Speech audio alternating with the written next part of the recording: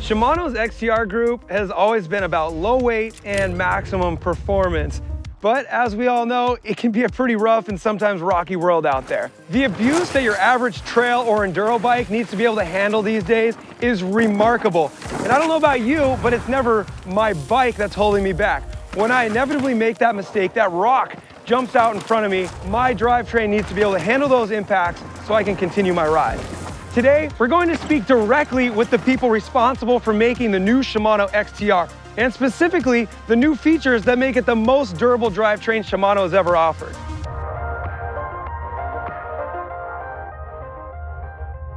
You're gonna smash one of these things into a rock. Which one is gonna stay in the ring for another round? Computers, brains, and air-conditioned offices are one thing, but proving these concepts out on the rigors of the trail is really the only place you can separate the weak from the robust.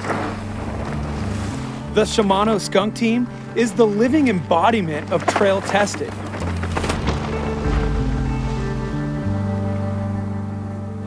The benefits of wireless electronic shifting, that has been the clear demand from the market.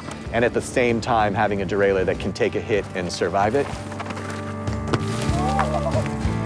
How in the world did it survive that? We're gonna see the wedge shape of the derailleur. Basically, as you go by the rock, it's gonna push the derailleur inboard.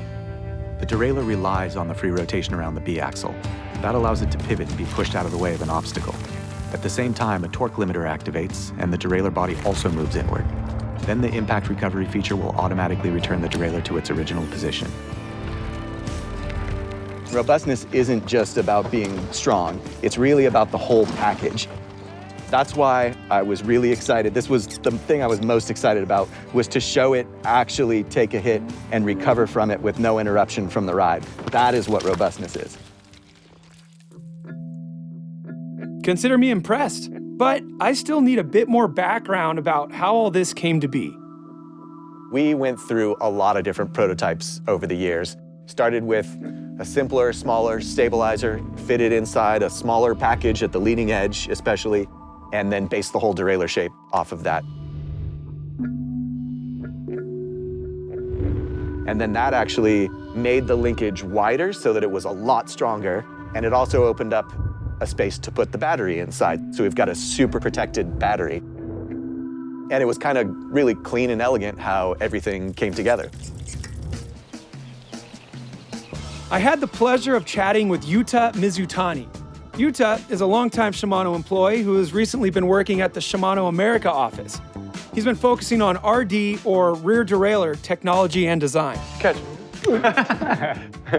So Yuta, you mentioned earlier, you and the team, you've been working on this derailleur for 4 years. There's so much innovative tech here. I mean, we're talking about a wireless derailleur that can be smacked by an object and return back to where it belongs.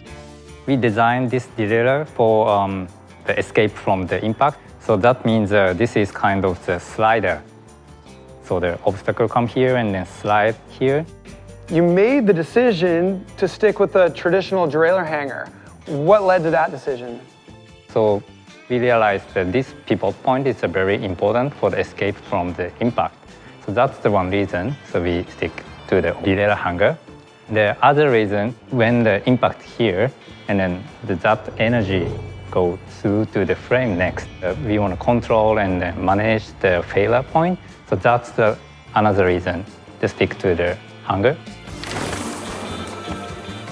Talk about riding on the edge. Brent Atkinson, another one of the skunk riders, has an ideal riding style for pushing derailleur architecture to the outer limits. I went for a ride with Brent and learned how the all-new XTR stays smooth, strong, and out of the way. I just basically want the derailleur shifter to just do its job, right? It's like the brakes and everything they really have to work, right? When you need to stop, you need to be able to stop. But as far as shifting goes, it really needs to be kind of a thing that just happens automatically, essentially, you know? Smooth, strong shifting and a derailleur that stays out of the way. We have the choice to run the 945 on the back with a shorter cage derailleur and kind of just keep that cage just tucked up and out of the way. That can be the difference between, cartwheeling through the bushes after you tag something or not. Shimano is obviously a provider of what we're discussing here, but being able to see the people, the factories, and the brain power for all levels of cycling solutions is powerful. Visiting the Shimano headquarters in Osaka, Japan is an absolute honor. Founded over 100 years ago, Shimano is well respected and known for its aluminum capabilities. This is why it was great to see them pushing the boundaries even further and to see what this magic material can continue to do for us as riders. All right, Zach. Shimano is known as masters of aluminum. What makes this crank different? Basically went back to the hollow deck 2 construction because we are very confident about the strength and weight balance. We made the spindle wall thicker for enduro crank. Cross-country crank stays the same, but for enduro, we wanted to make it burlier. We also have our first machined aluminum chainring. So let's say right foot forward, then you get impact here, so we have more material here, but on the backside, there's less material. Kind of a way to save some weight, but not really compromise it. Building for elite racers informs how the products hold up for the rest of us.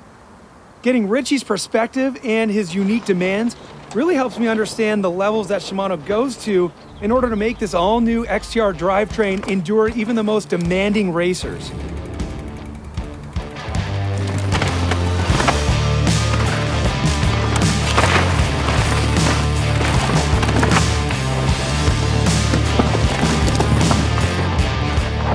Yeah, with enduro, it's like we push the limits pretty hard of kind of what our trail bikes can do. So like we end up picking like a bit stronger parts or just stuff we know that will be like super durable. With the new XTR, I can kind of see with the cranks, the derailleur, and the brakes, everything's a little bit stronger. When you're building your bike, what is the part that you need to be the strongest to give you the confidence to just smash and be able to ride the line that you see as the fastest? I mean, I guess for me, it's always like the contact points. So handlebars, grips, pedals, cranks, and stuff like that. Just the points that you're on, and you can feel it kind of the most through the bike.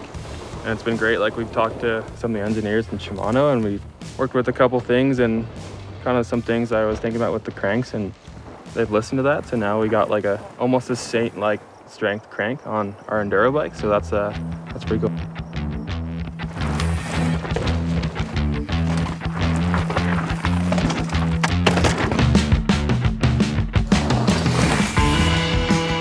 I like to think of these system-based group sets as a family unit.